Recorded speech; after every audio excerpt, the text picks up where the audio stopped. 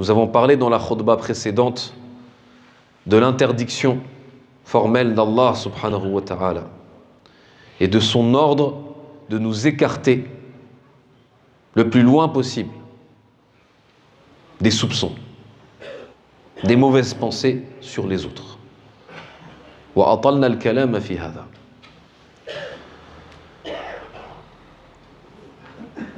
Et on a cité que dans ce verset, Ya ayyuhalladhina amanu ijtanibu kathiran min adh-dhann inna ba'da adh-dhanni ithm wa la tajassasu wa la yaghtab ba'dukum ba'da. Qu'Allah subhanahu wa ta'ala nous a interdit trois choses.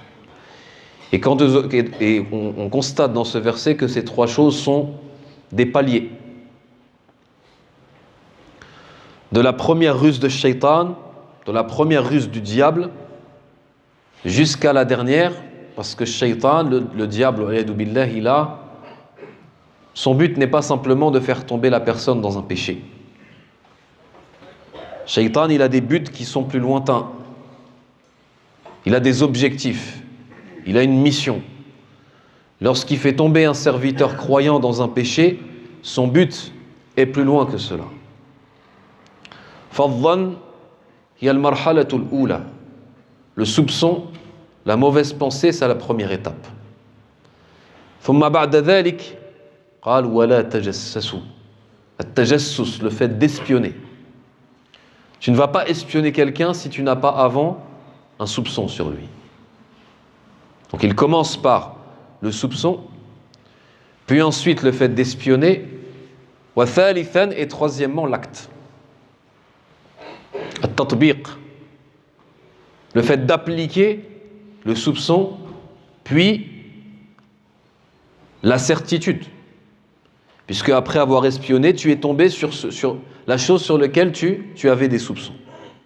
Ou tu ne tombes pas dessus. Si tu ne tombes pas dessus, le problème il est réglé. Mais si tu tombes sur la chose sur laquelle tu avais un soupçon, ça devient une certitude. يصبح يقينا بعد أن كان ظنا وبعد أن يصبح يقينا يتحول ذلك إلى عمل. Quand après c'est devenu une certitude et une science, ensuite après cela, ça se transforme en acte.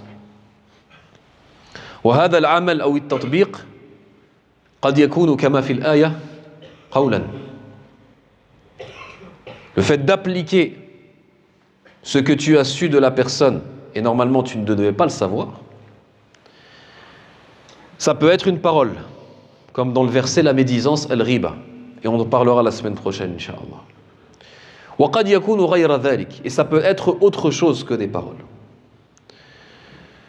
وفي هذه الخطبة إن شاء الله سأخصص الكلام حول ما يحصل في العائلات. Je vais préciser mes paroles autour du foyer conjugal. Et je vais parler de ces deux choses qui sont donc su'adhan, les soupçons, qui emmènent ensuite à l'espionnage, at-tajassus, التي نهينا عنه, et ensuite qui arrive à des conséquences plus graves. وخاصة ما بين الرجل والمرأة والزوج وزوجته, surtout ce qu'il y a entre les époux et les conjoints. كثير إن لم أقل أكثر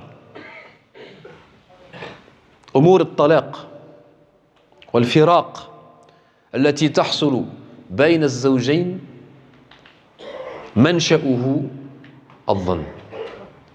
Beaucoup, si ce n'est la plupart, des divorces, des séparations, tadmir al-usar, des destructions des familles, prend son départ à partir de quoi? Des soupçons.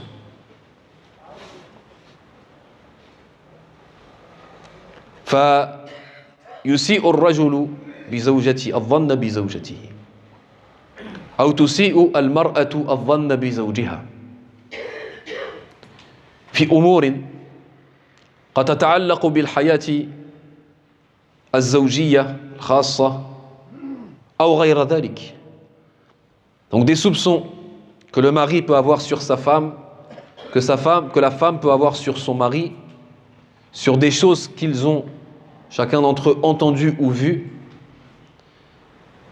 Ça peut être sur des relations intimes ou autres. ولكن الشيطان يعمل وسلاحه الوحيد سلاح الشيطان الوحيد هي الوسوسة. Le diable n'a pas d'autre arme sur l'être humain. Là je parle du diable qu'on appelle al-qarin, celui qui est avec chacun d'entre nous, qui lui pousse à faire du mal. هذا الشيطان الذي يسمى بالقرين, ce diable qu'on appelle le qarin, il n'a pas d'autre pouvoir sur l'être humain que al-waswasa, c'est-à-dire les murmures maléfiques, les souffles démoniaques. Yuwaswisu fi qalbi sahibihi. Il va murmurer comme cela dans le cœur de son compagnon afin qu'il ait des mauvaises pensées, des soupçons. لأن كل ذنب يبدأ في القلب ويبدأ في أمور تحصل في القلب. Tout péché, parce qu'un péché c'est un acte, ou عمل, إما قول أو عمل أو فعل, منشأه في القلب. منشأه خطرة ثم فكرة ثم هم ثم عزم. Il y a 4 étapes avant qu'un murmure maléfique se transforme en action et en péché. Premièrement, ce qu'on appelle al-khatra, c'est-à-dire une pensée furtive de commettre tel péché.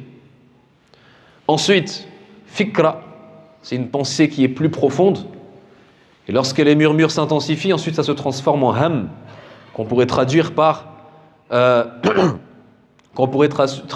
le fait, par une pensée qui est dominante, une pensée dominante. Et ensuite, al-azm, wal'iyadu billah, la résolution de commettre les péchés. Et concernant le sujet dans lequel nous sommes en train de parler, hakada. تبدأ الوسوسة بخطرة ثم بفكرة ثم بهم. Une pensée furtive et ensuite plus profonde et ensuite dominante sur ce que Shaitan, le diable, veut faire penser à l'homme de sa femme ou la femme de son époux. والخطر أن يتبع الإنسان هذا الظن بظن آخر وأن يستمر في هذه الظنون. Le danger, il est où? يوسوس الشيطان فليوسوس. Que le diable fasse ses murmures et ses souffles démoniaques, c'est son métier. Mais le problème, c'est de continuer avec lui, c'est de l'écouter, c'est de persister, c'est de faire des pensées, de fabriquer des pensées sur des pensées jusqu'à que ça devienne quelque chose de dominant. Al-ham.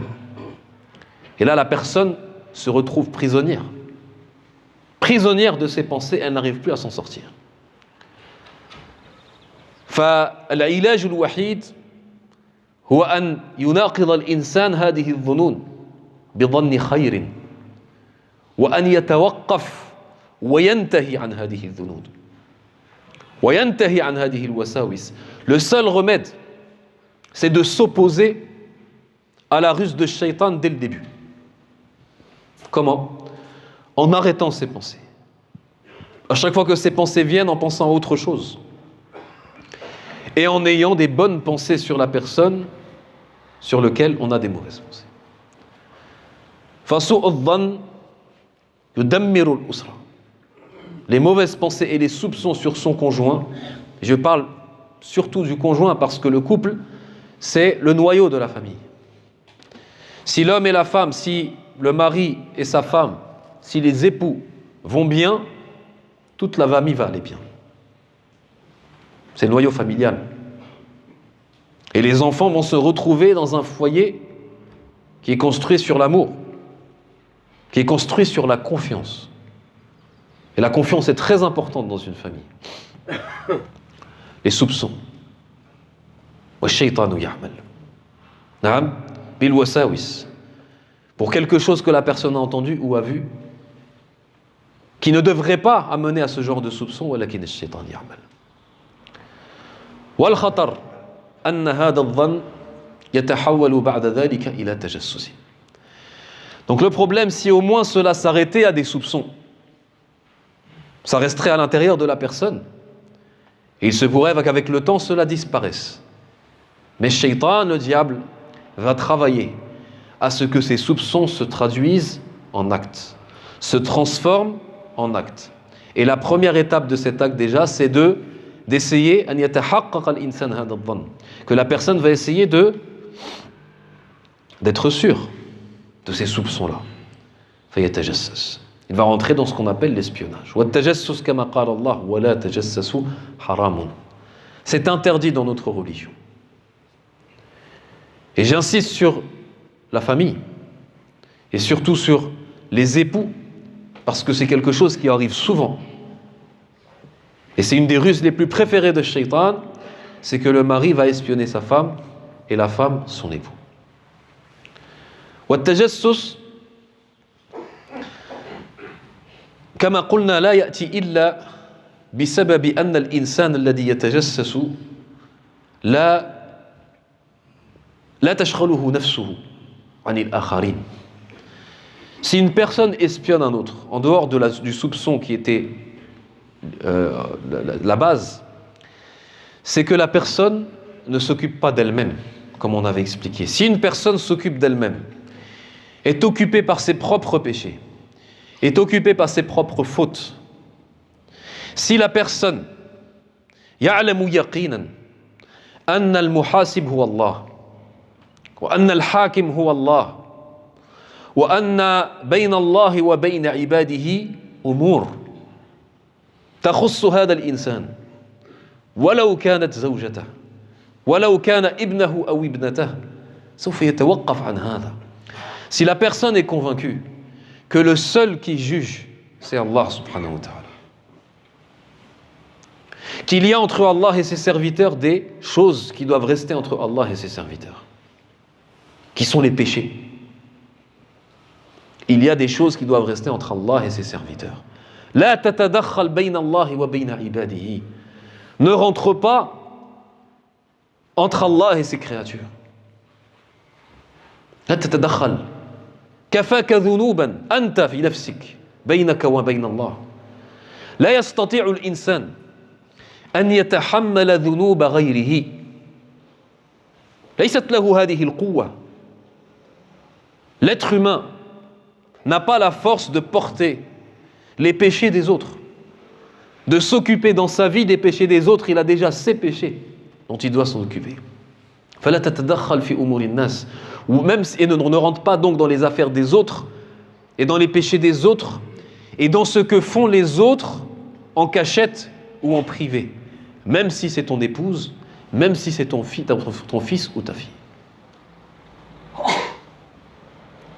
وفيما يتعلق بالأولاد, concernant les enfants, الأمر صعب. L'affaire est difficile لأن يتدخل فيه أمور التربية, parce que rentre là-dedans l'éducation. Et rentre là-dedans الاحتياط التي يأخذه الأب والأم تجاه الأولاد وتجاه هذه الأخطار التي تحيط به.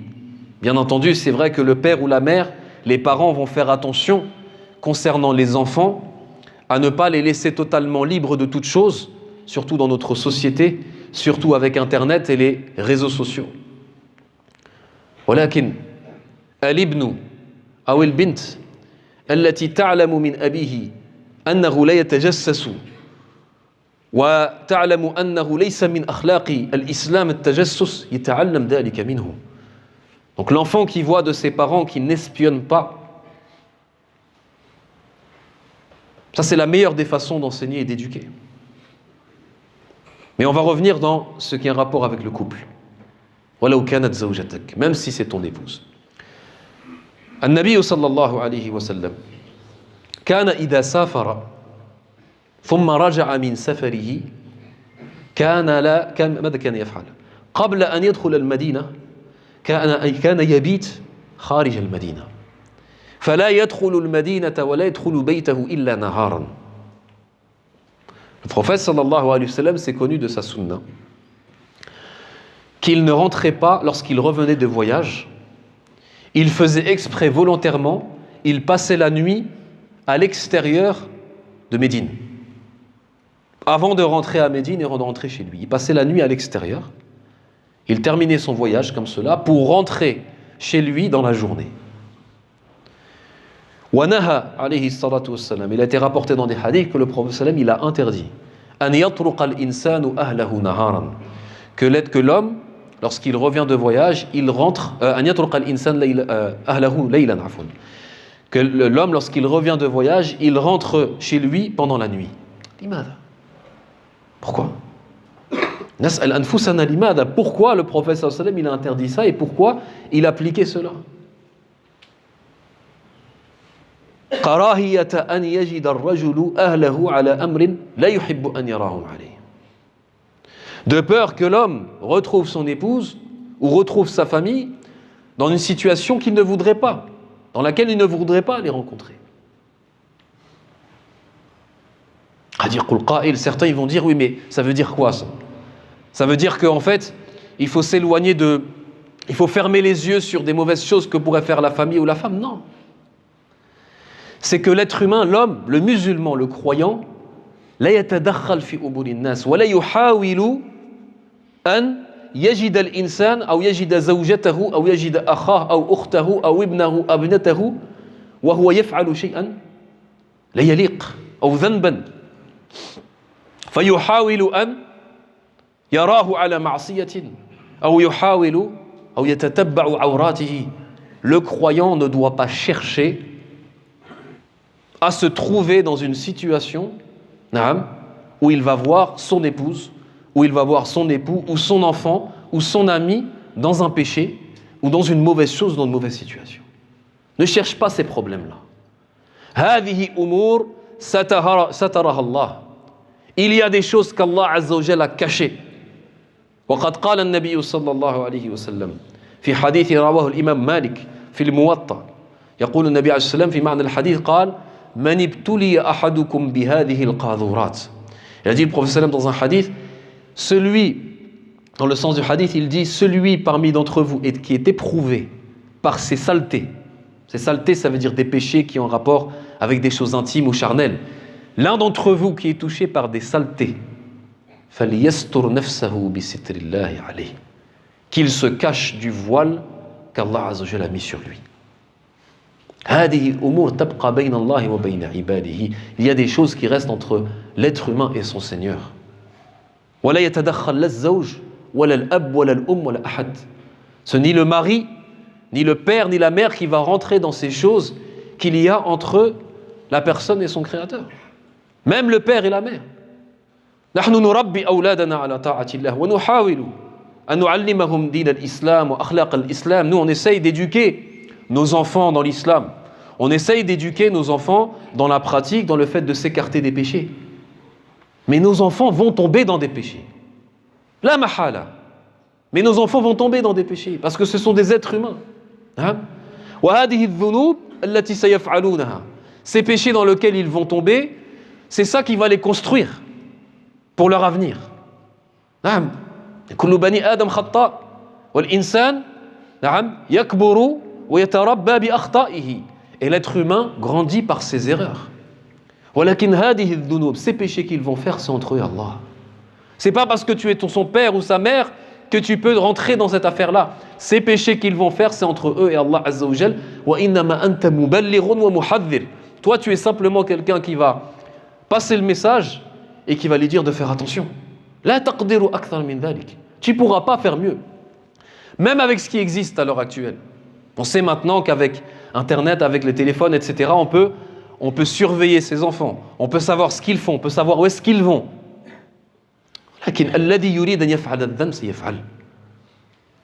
Celui qui voudra faire un péché et qui ne voudra pas être vu des créatures, il pourra se cacher. Il trouvera un moyen. Mais il ne pourra jamais se cacher d'Allah Azza wa Jalla.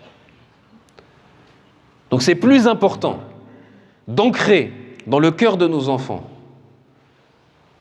ou d'essayer d'y mettre ses racines de la crainte d'Allah subhanahu wa ta'ala alladhi la yakhfa alayhi khafiya, qui lui on peut rien lui cacher, plutôt que de l'espionner en cachette jusqu'à qu'il tombe dans la chose et ensuite lui dire tu as fait ça, et alors? Et même s'il va s'abstenir de faire ces choses lorsqu'il est sous ta surveillance, le jour. Le jour où il va trouver sa liberté. Nas'Allah al-afiyah. Il risque de partir. Frustré en fait. Il y a une frustration qu'il va avoir. Parce que lorsqu'il n'a pas fait ces choses en secret, c'était pas pour Allah qu'il ne les faisait pas. C'est parce qu'il savait que ses parents étaient en train de les surveiller ou quelqu'un était en train de l'espionner. Le jour où il se retrouvera seul, libre de toute chose, wal'iyadu billah, il va s'éloigner, mais gravement. فإذا التجسس لا يأتي بخير.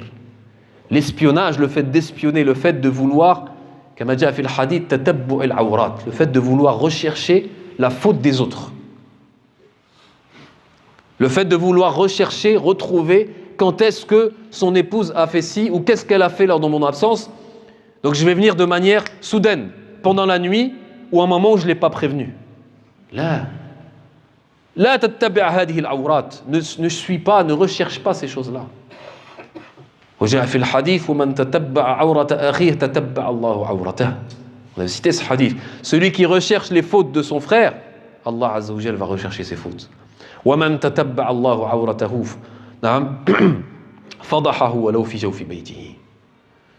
Donc il faut faire attention à ça et se rappeler que nous sommes tous des serviteurs. عباد لله عز وجل. Nous sommes des serviteurs. وليكتفي العبد بما لديه وبشغله وبعمله. Chacun d'entre nous s'occupe de ses affaires. Et concernant les péchés et la piété et la foi, que chacun d'entre nous s'occupe de sa situation entre lui et Allah subhanahu wa ta'ala. ولا يحاول ولا يتدخل. طبعا, pour revenir sur le hadith du voyage, le prophète sallam fi ahdihim, à son époque, il n'y avait pas de téléphone. C'était même difficile de prévenir qu'on allait arriver d'un voyage, il fallait envoyer un messager, et même comme ça, c'était des jours approximatifs. Maintenant, la personne peut prévenir, ça ne veut pas dire qu'on va aller prendre un hôtel à la sortie de la ville et ne pas rentrer la nuit, parce qu'on peut prévenir. À l'époque, ce n'était pas le cas. لكن أدبنا رسول الله صلى الله عليه وسلم بأن لا نحاول أن نتبع عورات الناس وأن نأخذهم فجأة أو بغتة هكذا نحاول أن نأخذ أو نحصل على فلتتهم. Donc le prophète sallam, il nous a éduqués à ne pas essayer de tomber sur la faute de quelqu'un ou de rechercher la faute de quelqu'un. لماذا حتى لا نغرز ما يريد الشيطان, afin de ne pas semer ce que Shaitan veut, parce que c'est comme ça qu'on va semer des problèmes, c'est comme ça qu'on va se retrouver ensuite dans des gros problèmes dans notre famille, dans notre couple, et ensuite on va se plaindre. أسأل الله تبارك وتعالى أن يغفر لنا وأن يرحمنا وأن يعفو عنا إنه هو الغفور الرحيم.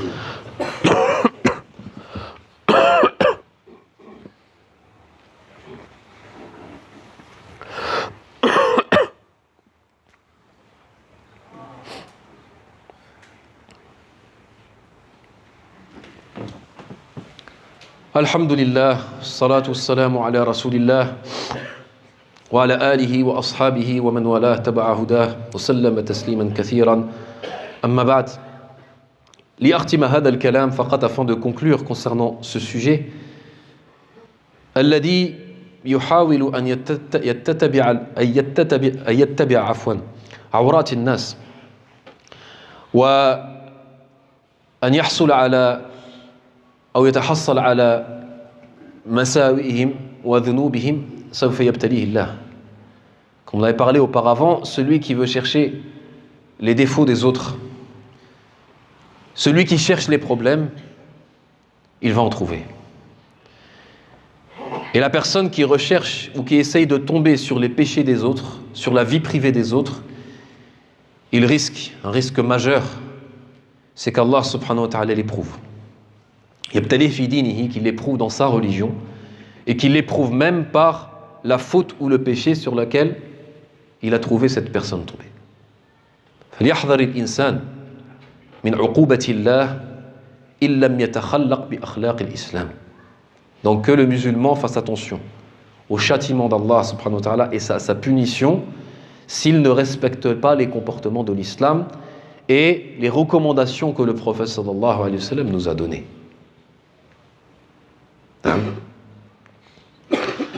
أريد أن أختم الكلام فيما يتعلق bima hasala ou yahsul fi Turkiya ou Souria, comme on a parlé, nos frères est venu nous parler pour donner des aumônes et aider nos frères en Turquie et en Syrie.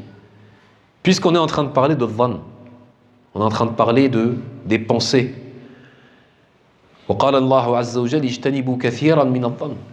Allah Azza wa Jalla a dit écartez-vous de beaucoup de pensées. فمن الظنون ما هو ظن خير. Parmi les pensées, il y a des bonnes pensées. وأوصانا النبي صلى الله عليه وسلم أن نكون حسن الظن بالله. Le prophète صلى الله عليه وسلم nous a appelé, nous a conseillé à avoir des bonnes pensées d'Allah. خاصة عند الموت, surtout lorsqu'on s'approche de la mort, au moment de l'agonie, l'ihtidar. قال لا يموتن أحدكم إلا وهو يحسن الظن بالله, que l'un d'entre vous ne meurt pas sans qu'il ait une bonne pensée d'Allah Azza wa Jalla. بعض الناس, certaines personnes, وخاصة غير المسلمين, ولكن قد يقع ذلك في قلوب بعض المسلمين, surtout les non-musulmans, mais ça peut arriver chez certains non-musulmans. قد لا يفهم لماذا تحصل هذه الشرور أو هذه المصائب للمسلمين. Certains ils peuvent ne pas comprendre pourquoi il arrive des catastrophes naturelles, des malheurs, comme il arrive en ce moment en Turquie et en Syrie, où il y a des milliers et des milliers de morts. وبعض غير المسلمين, certains non-musulmans, يتمسكون بهذه الحجة حتى ينكروا وجود الله. Il y a pas mal de non-musulmans qui ne croient pas en Allah Azza wa Jal à cause du fait, qui ne croient pas en Dieu, à cause du fait qu'il y a des malheurs sur terre. Donc je vais essayer en 2 minutes de répondre à cela, et ça demandera de méditer sur ces choses-là. لِيُعْلَمْ أَوَّلًا أَنَّ اللَّهَ حَكِيمٌ. Ce qu'il faut savoir, et ce que beaucoup ignorent ou font semblant d'ignorer, c'est qu'Allah subhanahu wa ta'ala, il a une sagesse absolue. Wal Hakim, c'est lui le sage. Hikmatuhu azima, balira. Sa sagesse, elle est inouïe, elle est absolue. Et la sagesse, c'est le fait que la sagesse, c'est quoi? C'est que quelqu'un qui a une sagesse, quelqu'un qui est sage, et lorsqu'il fait une chose, il a un objectif. C'est le fait d'avoir un but et un objectif noble. والحكمة كما عرفه العلماء هو أن تضع كل شيء في موضعه. Et la sagesse, c'est le fait de placer toute chose dans l'endroit qui lui convient. Allah Azza wa Jalla Hakim. لا يسأل عما يفعل وهم يسألون. Allah, on ne le questionne pas. On ne dit pas pourquoi Allah il a fait ça. Allahu a'lam. Allahu a'lamu bima yaf'al. Allah Azza wa Jalla, il sait mieux que nous pourquoi il fait des choses. Et on n'a pas à se poser des questions, à se dire oui, mais pourquoi? عقول بني آدم قاصرة. Les esprits et la conscience de l'être humain sont très limités. لماذا هذه المصائب على الأرض? Pourquoi il y a des malheurs sur terre? ليعلم أن ما هو ظاهره شر فهو خير وراءه. Allah subhanahu wa ta'ala, dans ce bas monde, premièrement, n'a pas créé un mal sans qu'il y ait un bien derrière. Alimahu man alimahu wa jahilahu man jahila. Qu'on le sache ou qu'on ne le sache pas. Derrière le mal, il y a un bien. Thaniyan, deuxièmement, inna min khalqillah wa sunnatillah, parmi la création d'Allah et la sunna d'Allah, khalqud diddayn, la création des deux opposés, comme la nuit et le jour, comme le mâle et le femelle. Même chose, le bien et le mal. Parce que certains disent, pourquoi Allah a créé le mal? Thalithan, troisièmement, comment on aurait pu connaître et savoir ce que le bien si le mal n'existait pas? كيف يعرف الخير إن لم يكن الشر موجودا? Si le mal n'existait pas, comment on pourrait connaître le bien? فلا يعرف الشيء إلا بضده. On ne connaît la chose que par son opposé. Et on ne comprend la chose que par son opposé. رابعا الابتلاء وهو مقصود الخلق. Et c'est le but de la création, c'est l'épreuve.